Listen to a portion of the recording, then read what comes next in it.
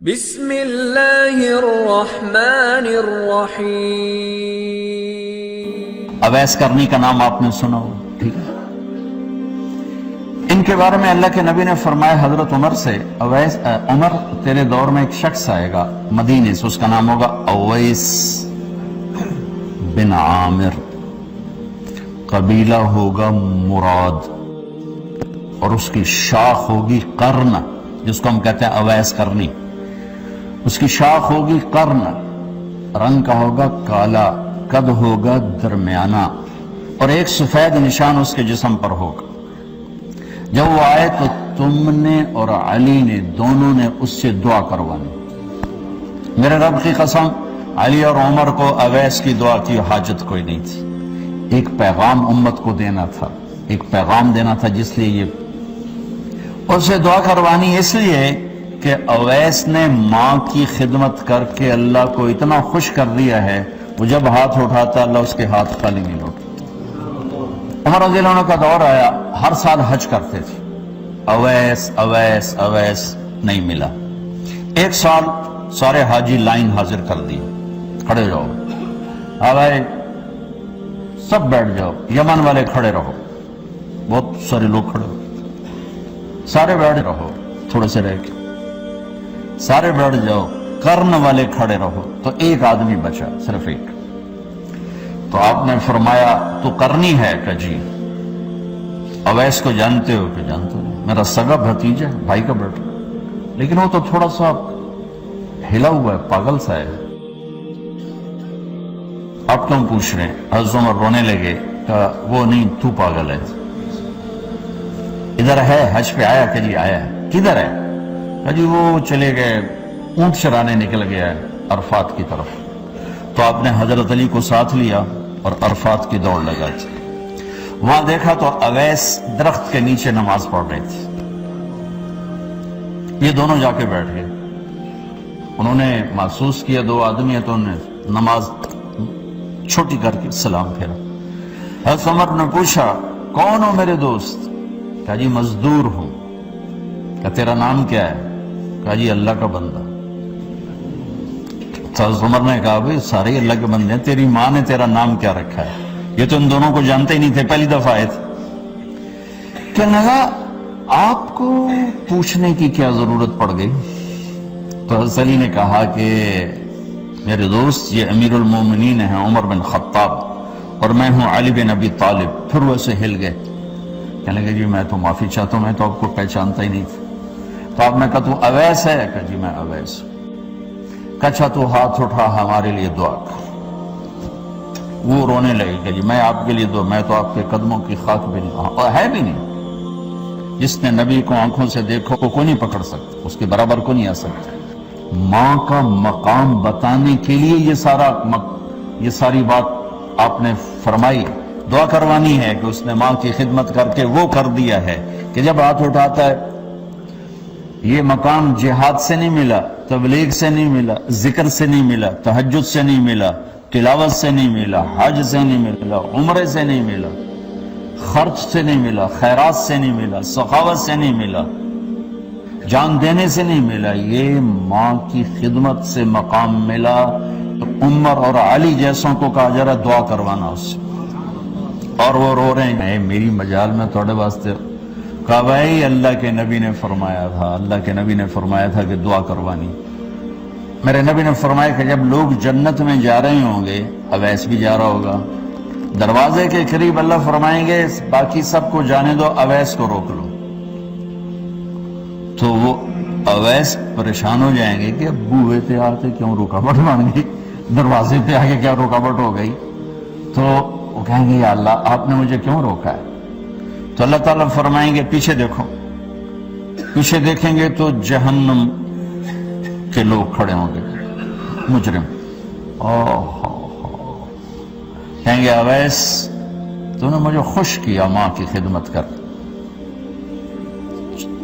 کیا کہا؟ ماں کی خدمت کر کے۔ جو بیچاری مائیں ذلیل ہو رہی ہیں، یہاں زیادہ ہوتی ہیں، پاکستان میں کم ہوتی، پر ہوتی وہاں بھی ہیں۔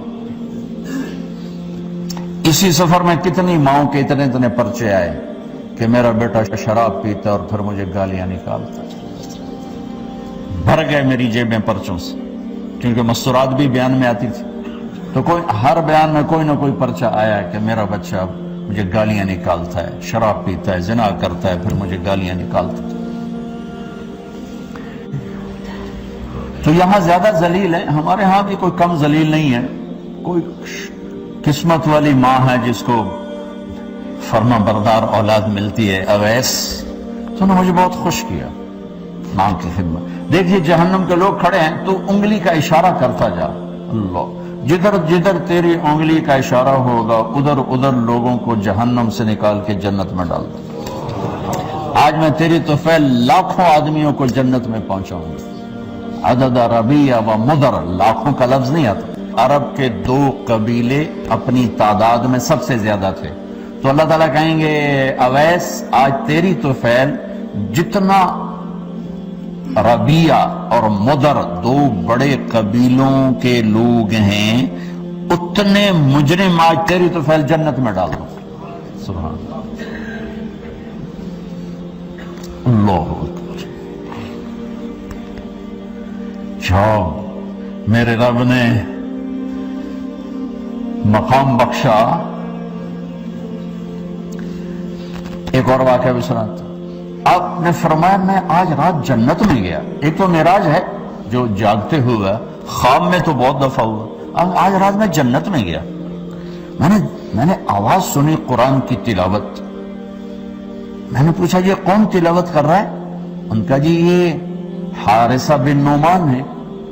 تو آپ نے کہا حارثہ بن نعمان؟ وہ تو مدینے بیٹھا ہے. دیکھو آپ کو سنانے کے لیے مائک لگا ہوا ہے اوپر، تھوڑے سے لوگ آپ، اور حارثہ کی آواز جنت میں جا رہی ہے اور وہ مدینے بیٹھے ہوئے ہیں 7 آسمان پار کر. وہ کیسے پوری جنت میں اس کی آواز کیوں آ رہی ہے؟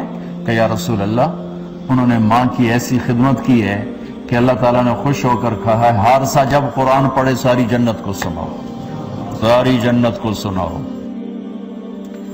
اچھا کیسی خدمت کرتے تھے؟ ان کے کپڑے بیوی سے نہیں دھلاتے تھے، خود دھوتے تھے. ہم لوگ اپنی بیویوں پہ ڈنڈا چڑھا کے کھڑے ہوتے، میری ماں نے کپڑے دو، میری ماں نے روٹی پکا، میری ماں نے چائے بنا کے دے. آپ کی بیوی کی ذمہ آپ کی ماں کی خدمت نہیں ہے. میری بیوی کے ذمہ میرے باپ کی خدمت نہیں ہے، میری ماں کی خدمت نہیں ہے، میری بہن بھائیوں کی خدمت نہیں ہے.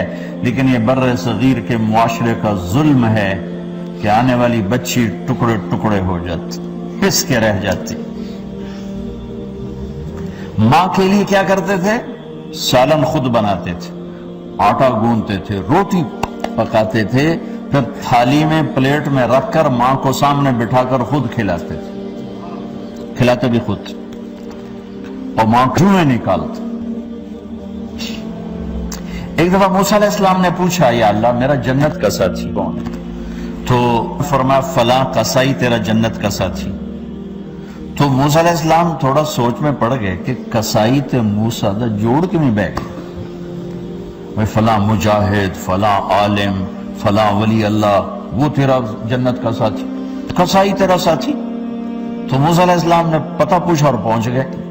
تو وہ گوشت کی دکانوں میں ایک دکان اس کے بیچے ہوئے بٹھا چوکڑی مار کے تو اپنا بیچی جاندہ تھے، ٹکی جاندہ ہے. کوئی موسیٰ علیہ السلام کو سپیشل. جب شام کو وہ چلنے لگا، جب وہ گوشت ختم ہو گیا تو اس نے ایک ٹوٹا تھیلے میں ڈالا اور چل پڑا. موسیٰ علیہ السلام بھی ساتھ چل پڑے. وہ گھر پہنچا تو موسیٰ علیہ السلام نے کہا میں آ جاؤں؟ کہا جی آ جاؤ. اس نے وہاں جا کے کیا کیا، بوٹیاں ڈال کے گوندھا، اس کو نرم ہونے رکھ دیا، سالن تیار کیا، پھر روٹی تیار کی، ٹرے میں رکھا. ایک عورت اس طرح پڑی تھی، اس کو جا کے ہلایا، ماں جی آنکھ کھولی، ایک ہاتھ سے اٹھایا سہارا دیا، دوسرے ہاتھ سے نوالے بنا بنا کے کھلاتا رہا کھلاتا رہا کھلاتا. تو اس نے یوں سر ہلایا کہ مطلب میری بس. تو اس کا منہ صاف کیا اور اس کو سہارا دے کے لٹانے لگا تو کچھ بڑبڑائی. موسیٰ علیہ السلام ذرا فاصلے پر تھے، سن نہیں سکے کیا کہا. موسیٰ علیہ السلام نے فرمایا میرے بھائی یہ کون ہے؟ کہا جی میری ماں ہے. اور میں جب صبح جاتا ہوں نا کام پر تو اس کے سارے خدمت کر کے روٹی پانی کھلا پلا پھر میں جاتا ہوں، پھر جب شام کو واپس آتا ہوں تو پہلے میں اس کی یہ خدمت کرتا ہوں۔ بیوی سے نہیں کہا، خود کیا۔ ہم اپنی بیویوں کو کتنا ذلیل کرتے ہیں، اور 99% ظالم ہے، 99% ساس نیگیٹو ہے اور ظالم ہے۔ اور ہمارے بچوں کو ہوش نہیں کہ میری ماں ہے، میری ماں ہے۔ ماں کی وجہ سے بیوی کو تباہ نہ کرو، اور بیوی کی وجہ سے ماں کو تباہ نہ کرو، اس میں بیلنس کرو۔ بیوی کے عشق میں ماں باپ ذلیل نہ ہو، اور ماں باپ کے عدم میں بیوی ذلیل نہ ہو۔ یہ دونوں نوحے میں سن رہا ہوں، اس لیے بول رہا ہوں، دکھ سے بول رہا ہوں۔ کہا جی میں شام کو پھر اس کی خدمت کرتا ہوں، اب بچوں کو بعد میں دیکھتا ہوں۔ کہا اچھا یہ بتا یہ کیا کہہ رہی تھی؟ لٹا رہے تھے۔ کہنے لگا جی بس ماں جو ہوئی جب بھی خدمت کرتا ہوں تو کہتی اللہ تجھے جنت میں موسیٰ کا ساتھی بنایا۔ میں تو جی کمی کسائی دے موسیٰ کلیم، میرا دا کی جوڑ ہے۔ میں کہا پترا تیرا جوڑ بنا چھڑے تیری ماں۔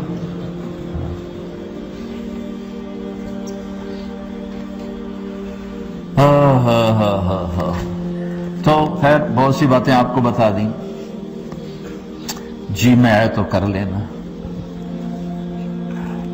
ماں باپ زندہ ہیں دعا لو، فوت ہو گئے ان کی قبروں پہ جایا کرو، وہاں بیٹھ کے قرآن پڑھا کرو۔ جو بچہ پڑھے گا وہ اتنا طاقتور ہو کے ماں باپ کو لگے گا، اگر وہ فوت ہو چکے